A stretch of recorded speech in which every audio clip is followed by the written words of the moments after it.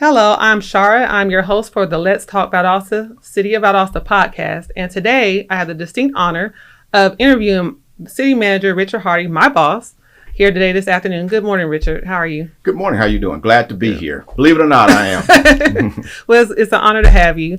I know that, of course, I know this about you, but can you talk to us about your career path and how it led you to the City of Valdosta?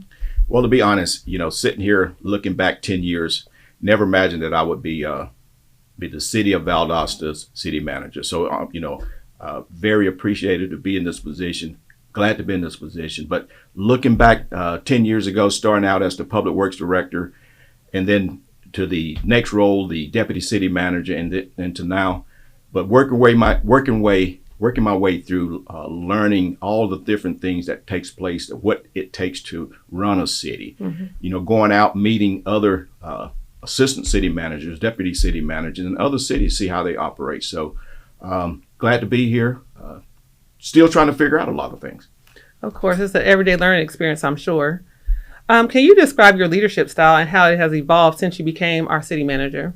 Well, actually, I definitely had to make a change in that because I'm dealing with a lot more individuals. They know what they're doing. I have a police chief, a utilities director, engineer. Those individuals, they run their departments. Mm-hmm. Public Works, those individuals, they know what they're doing. So I can pull back and be a little bit more participative than actually engaged in their everyday things. So I count on them, mm-hmm. and that's a luxury. So it's a little bit more delegating than the, looking over someone's shoulder, never mm-hmm. having to micromanage, because I truly believe that they know what they're doing. Right. And that's the thing I think we all appreciate about your leadership style, Richard, because I know that even with PIO, you'll ask us questions and I'll give you an answer like, okay, good, we'll roll with it. I'm like, oh, that's refreshing. Right. Because I'm not the subject matter expert in a lot of these areas, even though, dealing with Public Works, coming out of Public Works, mm-hmm. and then having some oversight over utilities and engineering, but at the end of the day, I got to make sure that, hey, I allow them to do their jobs. Right. And build that trust. What would you say motivated you to pursue a career in local government and public service? You served in the military for a long time, and then how was that transition? Again, going back, I never imagined, never thought about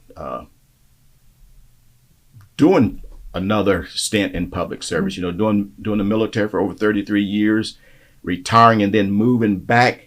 But I truly enjoy serving the citizens. I enjoy listening to their needs and working through a lot of issues that we have in the city. And overall, to make the city a better place. One thing that people may not know about you, and I think I could brag about this a little bit, is you have a passion for the young people as well.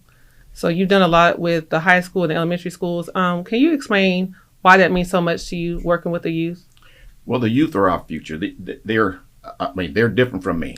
They have a different understanding, and a lot of times that we overlook some of the great ideas that they have. Mm-hmm. But everything that we do now is based off of, they're going to be sitting in this seat right. 20, 30, 40 years from now. They're going to be the city managers. They're going to be the police chiefs, the fire mm-hmm. chiefs, the public information managers. They're going to be in these roles. So we have to look at and really, really help them with their pathways. What would you say in kind of rolling with the young people? What is your long-term vision for the City of Valdosta, and how do you plan to achieve that vision? Well, just looking at, one of the, when I took, even doing my interview for the position, there's three things that came to mind, but based off of that was the position that I was sitting in, mm-hmm. understanding the needs of the aging infrastructure, and then downtown, and then building those relationships. But that aging infrastructure, we're not going to move without upgrading that, making sure that we can keep everything in the pipe, so to speak, and to grow the city. And then making Valdosta the destination, mm-hmm. Our downtown, changing a lot of things. Again, people don't see the expectations a whole lot different than what I see. Mm-hmm. Not what Richard Hardy wants, but what the people of the community wants, listening to their ideas. And that's where they're building those relationships, getting out, inviting that communication with everyone, not just the young, the middle-aged, the mm-hmm. old, the rich, or the poor, listening to everyone, building those relationships, listen to their feedback. Well, you had mentioned infrastructure, and I just want to touch on it a little bit. What do you say in your role and being your experience with public works and utilities maybe some misconceptions about the infrastructure? Because it seems like people think, oh, you can just fix something, it just happens overnight, but there's a process to that. So what are some of those things that you think people should know about that process? We have a master plan, and we continuously try to build and stay online with that master plan. But again, things change. The ideas and things that was put in place for that master plan 5-10 years ago have changed. Even how we power things. 10 years ago, we was looking at natural gas. Now we're looking at electric vehicles and things of that nature. So staying track on what's new today, the being innovative. But you're right. You just don't. Most individuals thinks our sewer lines or water lines is a foot, 2 foot, 2 feet off the ground. I mean, they're as deep as 20, 30 feet underground, and you just don't go out and make a repair with a simple piece of equipment. So a lot of things takes place to repair or to adjust those that infrastructure. Okay. Well, I did want to talk about the Young Game Changers program, because that's a big deal for our city, and a lot of people don't understand that. With Young Game Changers, they're not just coming in our city to take over, but they're trying to give us something you always say to the leadership team, feedback, and feedback's very important. And with that being said, we have our Young Game Changers program that's going to do their presentation in October. And how do you feel about the impact of that program coming to Valdosta? I was in open arms, and, going back to a couple of the earlier statements that I made. Feedback is powerful. Bringing 45 individuals with different mindsets, different background, different experiences, they're going to see things different. Right. They're going to look at things with a different perspective.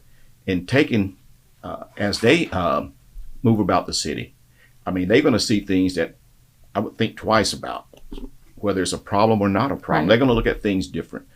And they're going to bring in new ideas. And all of those individuals communicating, again, they know what motivates them, what they like, the things that they want to do.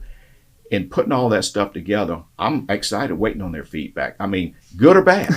A lot of individuals, they don't want to hear what the bad feedback. But you got to have that thick skin and say, hey, you're right. And but inviting those individuals in, asking them for that help. Look at the city. What would you change? How you think the city can make a difference? So I'm excited. Well, one thing I did, and I know some of the Game Changers had mentioned this, that you said something in the very beginning of the program. You were like, we want the feedback. We want the constructive criticism, negative, bad, whatever. And they all kind of got confused at first. They're like, they want the bad. I was like, no, he really is telling you that he wants to hear the honest feedback, because, your vision is to make the city grow and enhance the city for the future. And so sometimes that feedback's not always easy. And sometimes it's not always fair. In your role, I'm sure. Some of that feedback that you get. But the one thing I will say about you that I've learned in our time working together is that you're open to it and you don't take it personally. You're like, okay, you hear the people out and people appreciate that about you. What do you think is important about you as a leader? Why is that so important to hear what we might call the negative feedback? Well, I can tell you, and I don't want someone just appeasing me. Just, hey, Richard, this is going good. And it's not. So if someone don't tell you what's wrong, you're never going to know. And even if you think you know, or you do know, but if you hear enough, hey, you may want to listen to it. So that's important about any type of feedback, whether good or bad. Individuals will tell you what you want to hear all the time. Yeah. They will tell you that. But a lot of individuals won't tell you what you need to hear. So, that's what I'm here for. I want the good. I want the truth. So let me know. That's one of the only ways we have is through the means of feedback. You're right. What is there anything else that maybe we overlooked about, being a city? Because I know sometimes I get the question, well, what is a city manager? What is the best way to captivate that? Like, what is the city manager? What is your role? The city manager is no different than a major company CEO. I have, and I don't want to leave anyone out. I have great department heads, great managers that I entrust every day. These individuals have grown years and years of experience to get in those positions. Right. And my ultimate trust in their ability to do their jobs. So my conversation with them is to help them move the dial to get them the material resources they need to do their job. So that's a big part of it, right. Whether it's the budget, manpower, is to make sure that they have the resources to do their jobs and take all that information from the community and from the elected officials, taking all that information, putting it together, and running the city. Okay. I do want to mention something too, because this is a big deal for the city of Valdosta, and it's probably going to make your eyes go big, but it's okay. We have our Bluesberry coming up in April, and a lot of people, we had over 10,000 people last year. Where do you see Bluesberry next year? You know, and just, you know, by me saying earlier, making Valdosta a destination, you know, one of my focuses is truly downtown. Getting people to come in, putting that foot traffic downtown, seeing what Valdosta is all about. I truly believe we're going to take it, whether we say bigger, but making it better and truly making it a destination. Awesome. Anything else you want to add, Richard? Just glad to be here. Thank you guys for your time. Hopefully this is my last podcast, but this is great. Well, thank you for the invitation. Well, thank you. We're honored to have you here. And thank you all for your leadership and all that you do for the city of Valdosta. All right, thanks. Thank you.